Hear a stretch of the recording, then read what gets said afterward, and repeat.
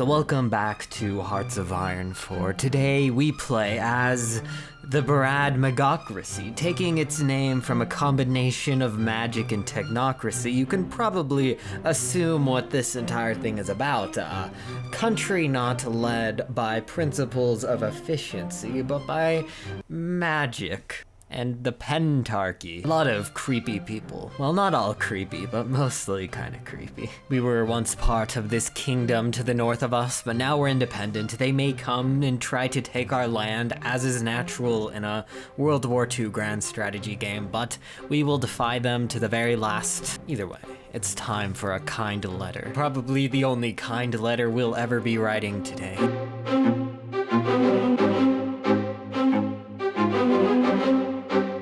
But before we get to that, we as Viirad are terribly landlocked and in much need of a seaside extravaganza to prepare us for this coming storm. And luckily enough, this video is sponsored by World of Warships, a nice solution to this problem. It's a free-to-play game on PC that I've personally played a lot of. Of course, as you can probably surmise, it features sea-based battles, and you can push for victory using a wide array of tactics. There are over 400 battleships, and I always enjoy unlocking and playing as ones that I recognize. And ships aside, the maps and effects are also stunning and add a lot to the game. In terms of gameplay, there are 5 different types of ships you're able to play. My personal favorite is the destroyer, but I'm not one to shy away from experimenting with aircraft carriers every once in a while. And December is a special month for World of Warships, lots of special events and giveaways, so that makes now the perfect time to get into the game using the link in the description below. Using the link gives you a huge starter pack, and if during registration you use promo code FIRE, you'll get 200 free doubloons, premium Battleship USS Texas, 20 Restless Fire Camouflage, 1 million credits, and 7 days of premium account. So thanks to World of Warships for sponsoring this video, and with all that said, let's get back to our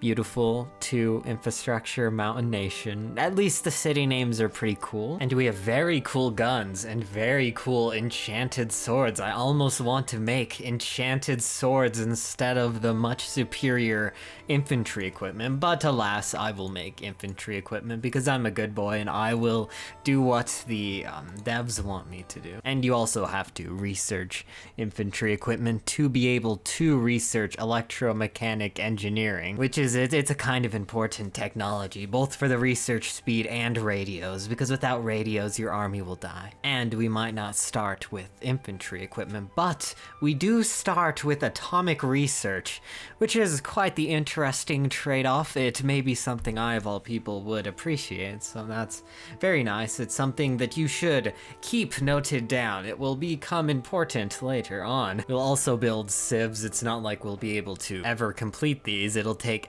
a decade to finish them. And Viirad has a unique mechanic that'll dominate the early game here. It's based on the Pentarchy, a collection of 5 different characters that all have their own mechanics and decisions to deal with. We'll choose one of them as our leader, and then we may have to eliminate some of the other characters if needs be. There are a lot of options, of course. For starters, Ambrosius is going to do something random every, I think, 70 days, so in about 30 more days we will have something happen. It could be good, it could be bad. As for focuses, this focus tree works in an interesting way. We have certain tiers of focuses, and to move to the next tier we do the last focus, then all the old focuses we didn't do get locked. So you do whatever focuses you want, and then you move on to the next part of the focus tree. To get the path we want to go down, we have to do a lot of specific things, but in this first section, I don't think it's too important that we do anything specific, so I don't know, but we'll probably just do everything for good measure. Also, as we continue to develop our nation, we will eventually get invaded by nearly every country that surrounds us. Osterland, the Casa Free State, and the Kingdom of Wittenland will all invade us at one point or another. Wittenland seems kind of scary, but I don't think they're able to call in the rest of their allies, so they're not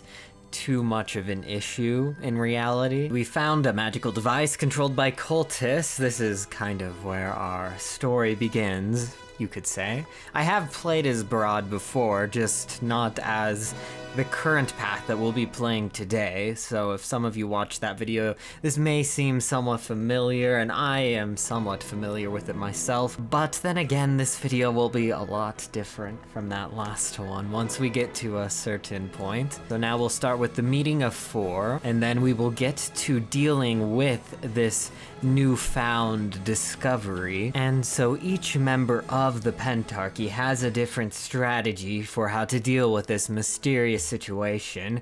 The Count is incapacitated and will be doing everything, of course, in his totally okay condition. Viirad wants to get to the bottom of it by any means possible. Silver wants to go through the library and find the ancient texts that will reveal the secret. Leopold wants to figure it out on our own through the great old art of trial and error, I think. And then Asinti wants to find these cultists and sacrifice them, because that's how you figure out what they want, when you sacrifice the people who know. And then, yeah, that's a very smart idea. So what to do? Yep, lots of options. And so now we will do the different approach, then we'll contact the cultists, not sacrifice them. That would be interesting, but no, we're not going to be doing that. So we have now figured out the cultists are servants of the great machine, and Viirad is one step closer to unveiling this mystery. One step out of many steps, because we will have to go through the entire scenario. This is the completionist route, which means it's the best route most of the time. Now for focuses, we'll do new mine to get some resources, especially crystals. Then we will get a civilian factory. We'll do another party. We'll skip all of these, and then we'll do decision to be made. And Act 1 has now concluded, and we enter into the mid-game where we have 4 paths for 4 members of the Pentarchy. We will have to go through all of them. We have Vera's path, where she collects secret cultist knowledge. We have Leopold's path, where he builds a mine. We have Silver Star's path, where he reads books like a nerd. And then we have Asinti's path, where he builds a temple. So yeah, first we will start with the temple construction.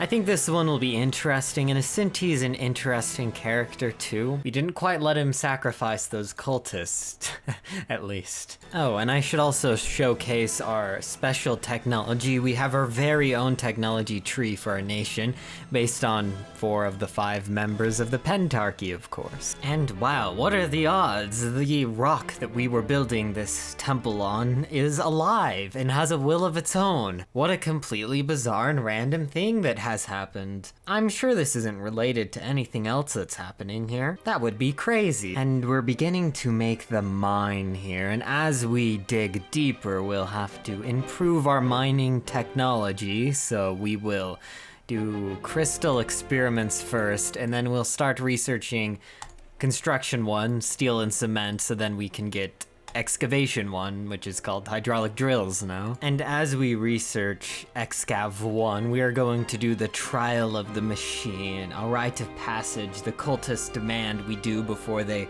reveal any more of their knowledge. We will do that, and then we will be able to dig deeper by the time we listen to the whispers, I believe. Maybe we'll do a few other focuses first, but we'll get there eventually. And we found the organic computers. I remember these from last time. Very fascinating. This world is imperfect. You will save the world. Oh, this is the best combination for the creation of a villain. Or a good guy. We always are the good guys here. So I would say we're the good guys. You know, in the same way that Thanos was a good guy. We're one of those good guys. And by saying that, I mean, I in no way imply that we're the bad guys. Of course, we're definitely gonna be the good guys. I received a very strange vision, possibly from their deity.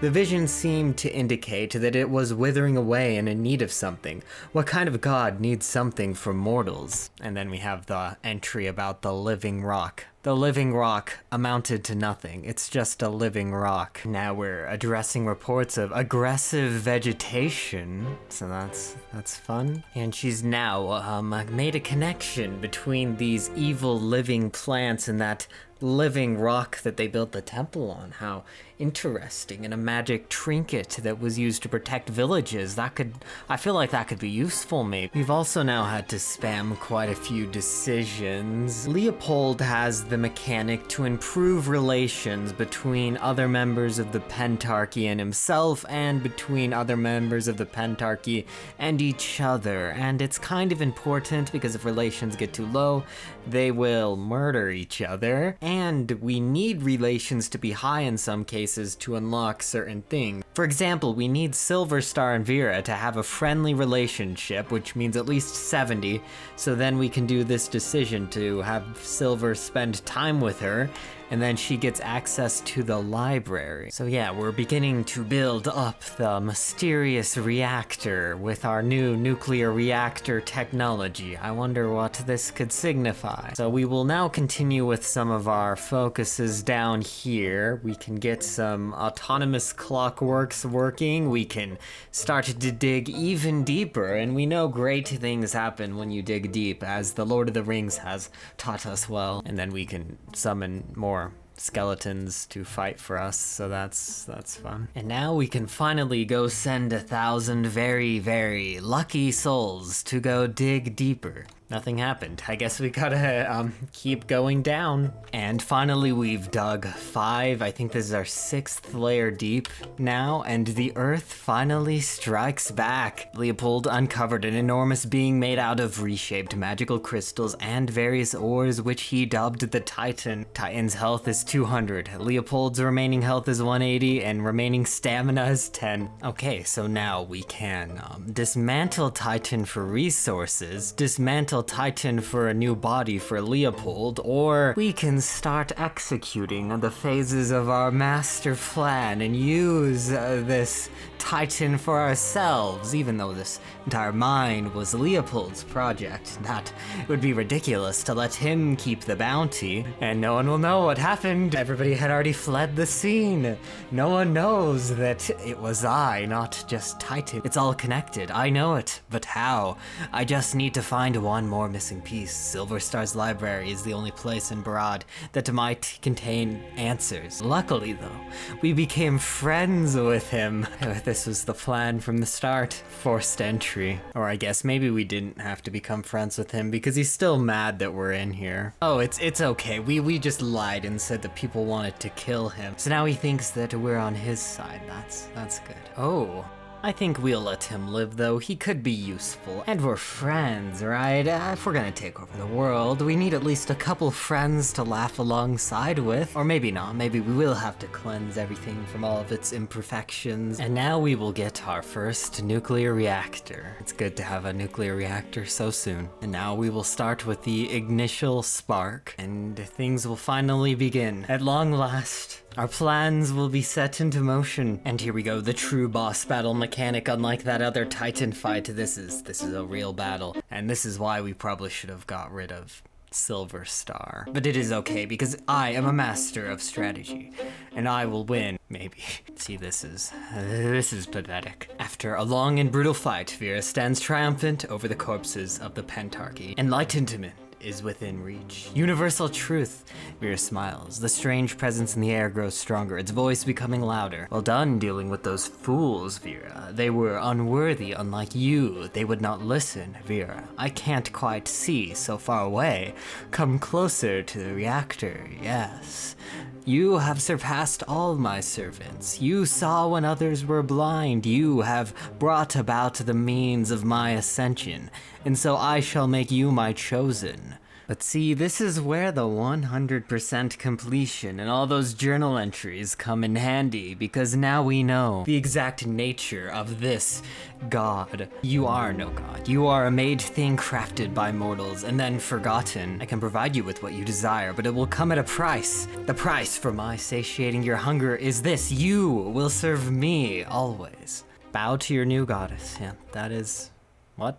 Okay, that was a weird map effect, but you know, see, this is an excellent play, battling gods, becoming all-powerful. This is obviously what Hearts of Iron 4 was intended for. Finally led by Viirad, not some absent fool. Now we can do the final hour. But yeah, and we also have really cool powers now, like teleportation and psi emission. Our capital just got nuked. No, that's good. I guess it probably wasn't a nuke. It was probably an explosion from the reactor. That would make sense. That's why we zoomed in on that tile. Too many subjects question the infallibility of their goddess. Such insolence cannot be tolerated. None of those guys could be tolerated, so I bet there's plenty of other people that can't be tolerated among our ranks. And we have now summoned our evil circle of generals who will help us take over the world. And we've hired this guy with sunglasses to spy on our enemies, for they will soon see our might as we use our new powers. I really can't wait to use psi emission. It's exciting. But first we have to do some general rearmament and start the